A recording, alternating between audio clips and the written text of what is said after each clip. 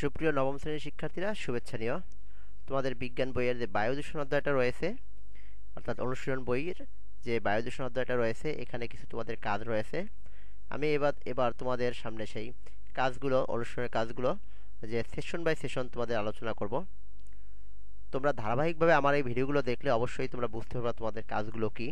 এবং তোমাদের কাছে একটা অনুরোধ থাকবে যে তোমাদের যে কাজগুলো শিক্ষকরা দিবেন, তোমরা অবশ্যই আমার এখান থেকে হুবহু লিখবে না, কিছুটা মনে করো এখান থেকে ধারণা নিয়ে নিজের মতো করে লেখার চেষ্টা করবে, নিজের মেধাটাকে জাগ্রত করার চেষ্টা করবে। তো আসো, বেশি কথা না বলে তোমাদের এই নবম শ্রেণীর যে বিজ্ঞান বই, এখানে বায়ু দূষণ এই অধ্যায়টা সম্পর্কে আলোচনা করি। আর দ্বিতীয়ত হচ্ছে, তোমরা যারা এই সকল ভিডিও, অর্থাৎ তোমাদের বিজ্ঞান বই ও গণিত বইয়ের সকল ভিডিও পেতে চাও, অবশ্যই আমাদের চ্যানেলটি সাবস্ক্রাইব করে রাখবে, যেন তোমরা প্রতিটি ভিডিও সহজেই পেতে পারো। একটু খেয়াল করো, আমরা শুরু করতে যাচ্ছি। যে প্রথম লক্ষ্য করো যে প্রথম ও দ্বিতীয় সেশনে অনুসরণ বইয়ের পৃষ্ঠা 19 ও 20 নম্বরে রয়েছে। এখানে তোমাদের একটা কাজ দেওয়া হয়েছে, সেটা হচ্ছে তোমার বাসা থেকে স্কুলে বা স্কুল থেকে বাসায় যাওয়ার সময় কোন এলাকায় শ্বাস নিতে তোমার কেমন লাগে তা দলে আলোচনা করে ছকটি পূরণ করো। অর্থাৎ তোমাদের 5-6 জনের একটা দল করে দেবে শিক্ষকরা, সে অনুযায়ী তোমরা কাজটি করবে। এবং আমি এখান থেকে যে বিষয়টা নিয়েছি, তোমরা চেষ্টা করবা এখান থেকে কিছুটা পরিবর্তন করে লেখার জন্য। দেখো, তোমাদের ছকটি ছিল এভাবে: দলের সদস্যদের নাম থাকবে, এলাকায় কোথায় নিঃশ্বাস নিতে ভালো লাগে, এলাকায় কোথায় নিঃশ্বাস নিতে খারাপ লাগে, কোনো বিশেষ সাদৃশ্য বৈশিষ্ট্য এই এলাকার মধ্যে রয়েছে কিনা, তোমাকে অবশ্যই সে বিষয়গুলো লিখতে হবে। যেমন আমি এখানে লিখছি এলাকার কোথায় নিঃশ্বাস নিতে ভালো লাগে, যেমন পুকুর পাড়ে, নদীর ধারে, এইসব ক্ষেত্রে তোমার শ্বাস নিতে ভালো লাগবে। আর এলাকার কোথায় নিঃশ্বাস নিতে খারাপ লাগে, সেটা হচ্ছে বাস স্ট্যান্ডের পাশে। ঠিক আছে, এরপর দেখো, এটা এক একজন একটা লিখে পরবর্তীতে ছকটা পূরণ করবে।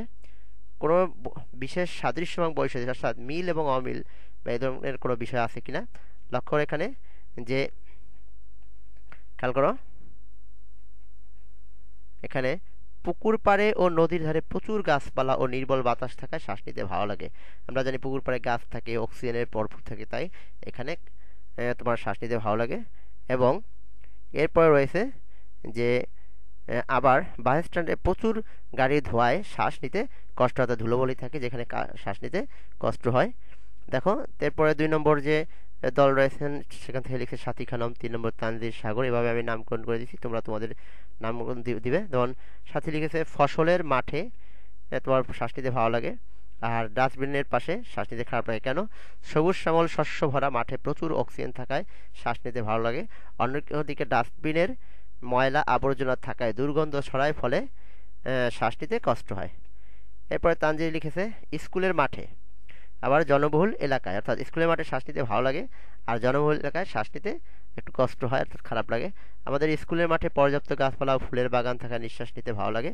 অন্যদিকে জনবহুল এলাকায়, যেমন আমাদের ঘাগর বাজার, শ্বাস নিতে কষ্ট হয়। তোমাদের যে এলাকার যে এখানে জনবহুল এলাকা বা যেখানে বাজার রয়েছে, সে নামটা তোমরা দিতে পারো, আমরা আমাদের এলাকার নামটা দিলাম। এরপর দেখো, আমাদের বাড়িতে যাওয়ার রাস্তায়, অর্থাৎ তোমার স্কুল থেকে বাড়িতে যাওয়ার যে রাস্তা, সেখানে নিশ্চয়ই প্রচুর গাছপালা থাকবে। আচ্ছা, মানিক মিয়ার বাড়ির পিছন দিয়ে যাওয়ার সময়, মানে এখানে যে কোনো একটা বাড়ির নাম দিবা যেখানে ময়লা আবর্জনা থাকতে পারে বা দুর্গন্ধ থাকতে পারে, ডোবা থাকতে পারে, যেখানে খারাপ লাগে। আমাদের বাড়ির মাঝবাড়ি থেকে কাঞ্জি যাওয়ার রাস্তায় প্রচুর গাছপালা রয়েছে। দেখো, আমাদের এলাকার একটা নাম দিয়েছি, আর তোমরা তোমাদের এলাকার নাম দিবা। এবং সবসময় আরামদায়ক ছায়া ও নির্মল বাতাস বয়, অর্থাৎ রাস্তাটি খুবই 2 ধারে প্রচুর গাছ রয়েছে, গাছপালা থাকার নির্মল বাতাস থেকে যেখানে তোমার শ্বাস নিতে আরামদায়ক। অপরদিকে মানিক মিয়ার বাড়ির পাশ দিয়ে যাওয়ার সময় দুর্গন্ধ পাওয়া যায়, কারণ সেখানে খোলা জায়গায় ময়লা আবর্জনা ফেলে, অর্থাৎ তারা ময়লা আবর্জনা খোলা জায়গায় ফেলে। আমাদের চারপাশে এরকম অনেক বাড়ি আছে যেখানে ময়লা আবর্জনা খোলা জায়গায় ফেলে, যে কারণে শ্বাস নিতে কষ্ট হয়। লক্ষ্য করো, এরপরে তোমাদের কাজটা আছে দলের অন্যদের আঁকা বাতাসের মানচিত্র, অর্থাৎ তোমাদের একটা মানচিত্র আঁকতে হবে, সেটা নিশ্চয়ই দেখেছো, আমি এখানে আঁকিনি। তোমার এই মানচিত্র তাদেরকে দেখাও এবং তোমাদের এলাকায় কোন জায়গায় বাতাসের ধরন কেমন কিছুটা বুঝতে পারছো। আজকের বাসায় ফেরার পথে নিঃশ্বাস নেওয়ার বিভিন্ন স্থানের নাম নিচের ছকে লিখে রাখো।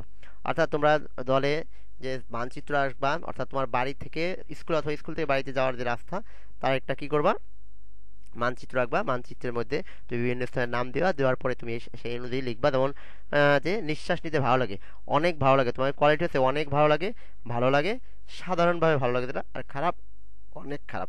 যেমন আমি স্থান একেরটা পূরণ করছি, তোমরা 2 3 4 5 এগুলো তোমরা তোমাদের নিজের মতো করে পূরণ করো। যেমন বাড়ির রাস্তায়, বাড়ি মানে বাড়ির পাশের রাস্তায়, এরপরে ভালো লাগে বিদ্যালয়ের মাঠে মোটামুটি গাছপালা থাকে। আর সাধারণ যে ছোটো খালের এরপরে তোমার মোটামুটি ভালো লাগে। এবার খারাপ লাগতে পারে বাস স্ট্যান্ডে ডাস্টবিনের পাশে অনেক খারাপ লাগতে, মানে খুবই দুর্গন্ধ, তাই না? এভাবে তোমরা স্থান 2, স্থান 3, স্থান 4, স্থান 5 এগুলো তোমরা পূরণ করে নিবে তোমরা দল থেকে। এরপরে খেয়াল করো, এবার খেয়াল করে দেখো যেসব এলাকায় তোমাদের শ্বাস নিতে আরাম লেগেছে সেখানে বিশেষ কি আছে, আবার যেসব জায়গায় শ্বাস নিতে কষ্ট হয় সেখানে বিশেষ কি বৈশিষ্ট্য রয়েছে।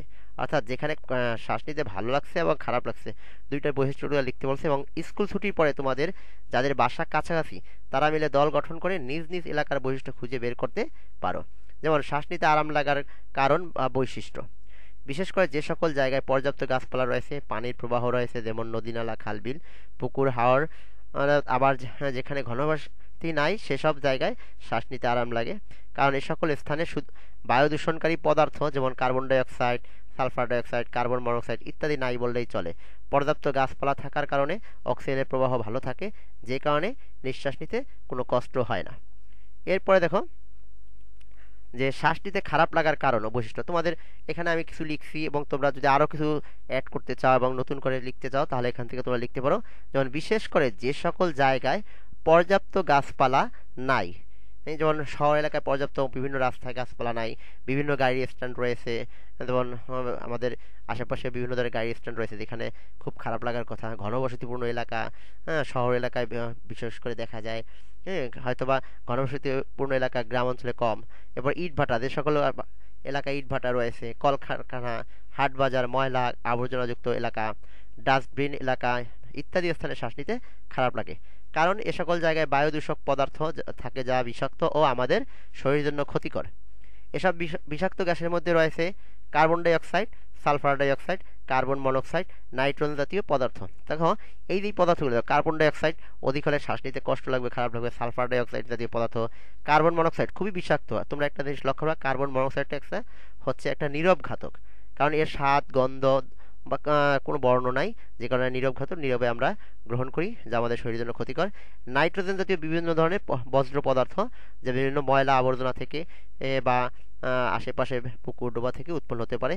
এসব গ্যাস বায়ুতে উপস্থিত থাকায় শ্বাসের সাথে শরীরে প্রবেশ করে ফুসফুসে বিরূপ প্রতিক্রিয়া সৃষ্টি করে নিতে খারাপ লাগে। আচ্ছা, শ্বাস নিতে খারাপ লাগে।